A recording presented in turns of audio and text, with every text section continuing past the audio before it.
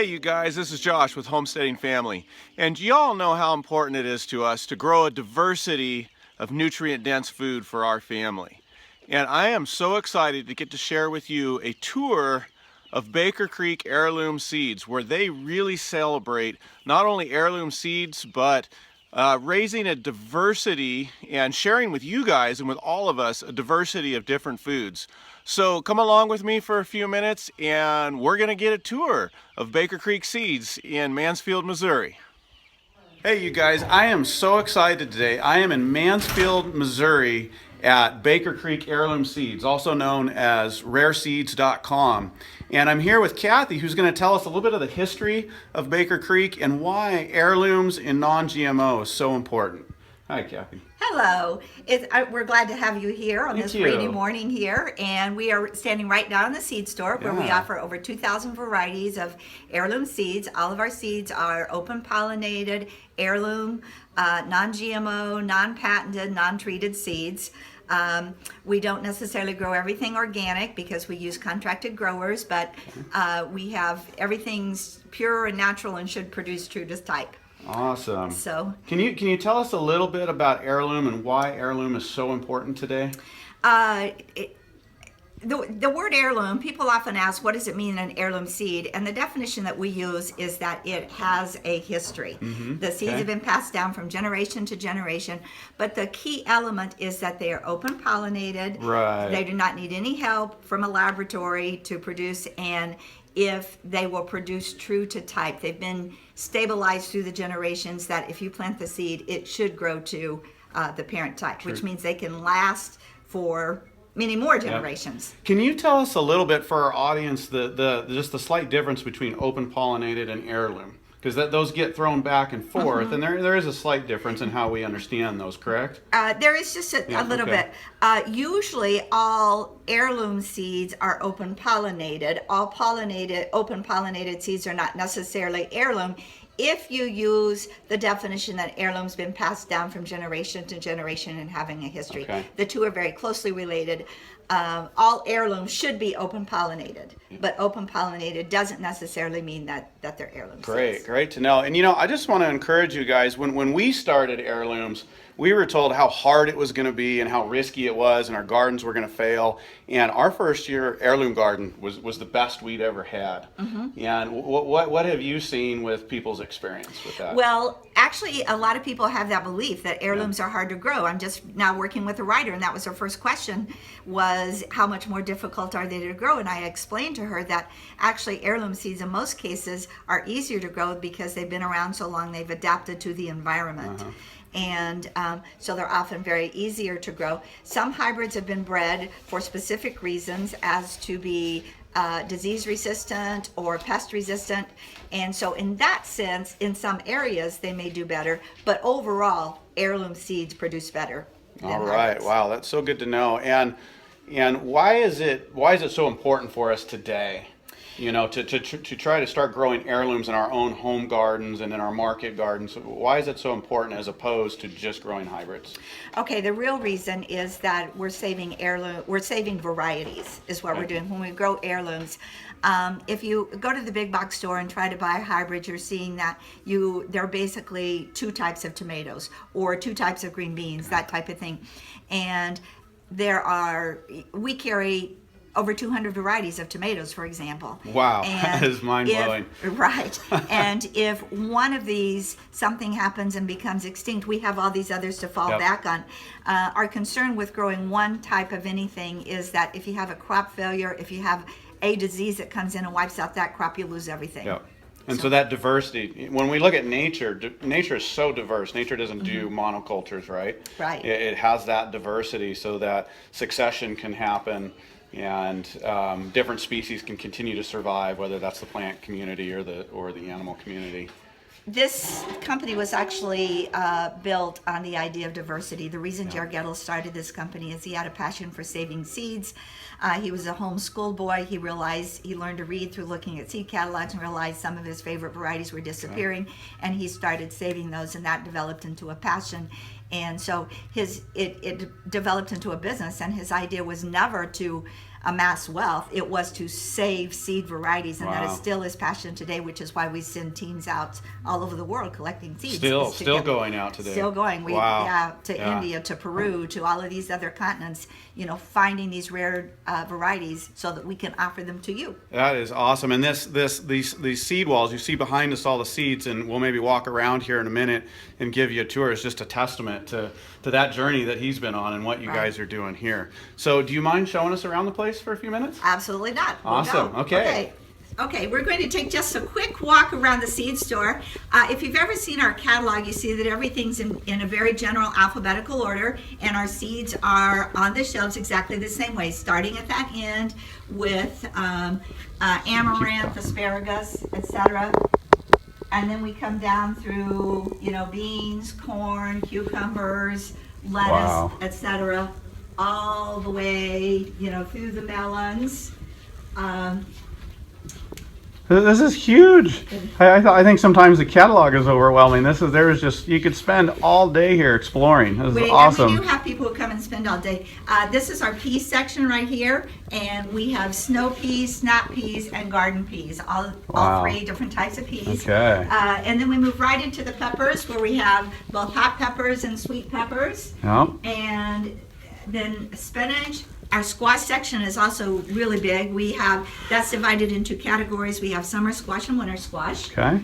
here, so you can see, lots of fun-looking things here. Oh, yeah, there's so much fun stuff to grow. It's always a challenge for us each year. We want to grow our staple crops, but then especially my wife, we always want to try something new and interesting, and there's so much to pick from because you guys have developed such a library. And then we get our Fascinating. tomatoes. And when I Oh, started boy. working here, that was the thing that surprised me, is I had no clue that there were more than 150 varieties of tomatoes. Well, that was 8 years ago. We now have over 200 varieties of tomatoes that we offer. Wow. Excuse me, and they're divided into color categories. We have pink tomatoes, red tomatoes, white tomatoes, striped tomatoes.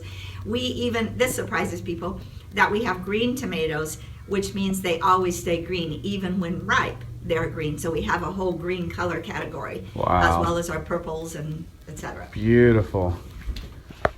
Well, Kathy, that was so awesome to see the inside. Maybe we can go outside for a few minutes. You can give us just a little quick tour. You guys are doing so much here, but we can check a couple of the highlights out. I'd love to give you a tour around our little pioneer village here, if we have time to go to the greenhouse and let you see some of the fun things we're doing. Fantastic. Let's do it.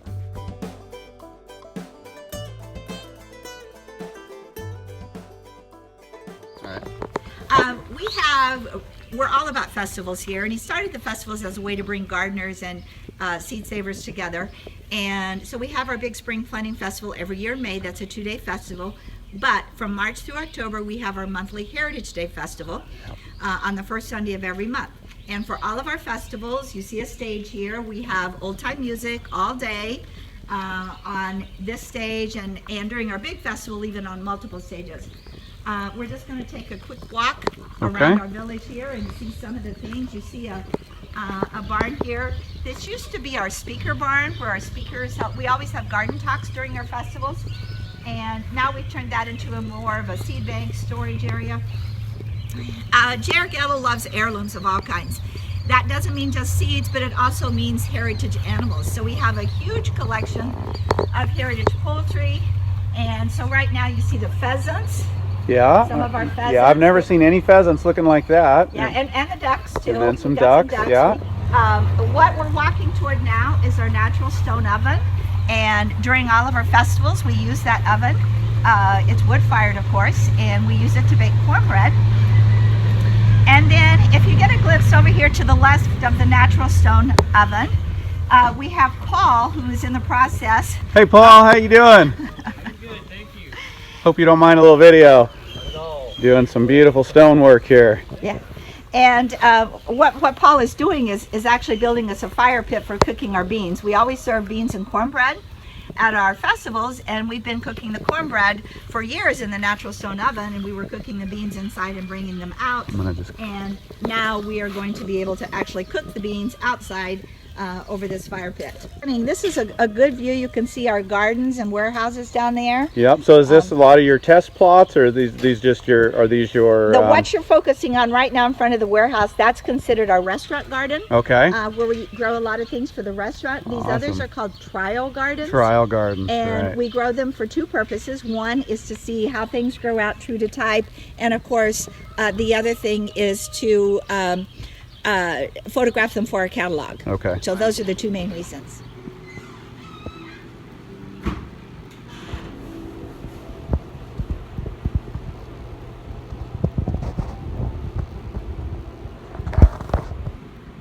Wow. Okay, Kathy, what do we have here? This is Baker's Flour Mill, part of our village. It is a working bakery run by Jargettle's mother, Debbie, and she makes the best tasting, literally world famous cinnamon rolls. And with all kinds of other goodies. She does lots of homemade breads and different things, and it's one of the highlights of people who come to visit. Their big disappointment is it's not open every day. So are there any cinnamon rolls in here I can get before I leave?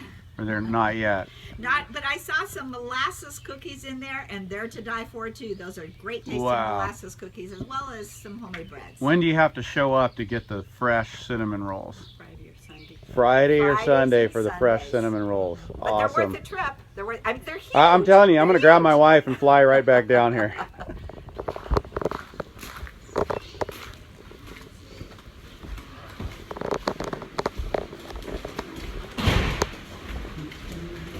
Wow, so this is the Baker Creek restaurant. It is. This is our vegan restaurant, and you're seeing Chef Logan here. Hey Logan, how you doing? Good, how are you? Real good. At this point in the season, we're probably getting 90% of the produce, all the vegetables we use from our fields. So Fantastic. hyper fresh, hyper right from the fields. Like all of our lettuce and greens today were just harvested a couple hours ago. So. Oh man, I wish I It's could be fun here and for lunch. exciting, yeah. And hyper delicious. It's hyper And hyper delicious. delicious. I love that, hyper delicious. It's got to be, right? Because it's fresh, Yep. it's nutritious. Yep. Fantastic. Hyper delicious. I like that, Kathy. Now at our newest greenhouse that's in operation, so come on in and let's have a quick tour. We do two things with this greenhouse. One is we grow things that we couldn't otherwise grow throughout the winter. So, and I can't remember what these things are called, but they have good flavor. And then if you walk through here, you see that we're growing some things that need a longer growing season than we can grow outside. If you come on down and look at some of these beets. Pan trial.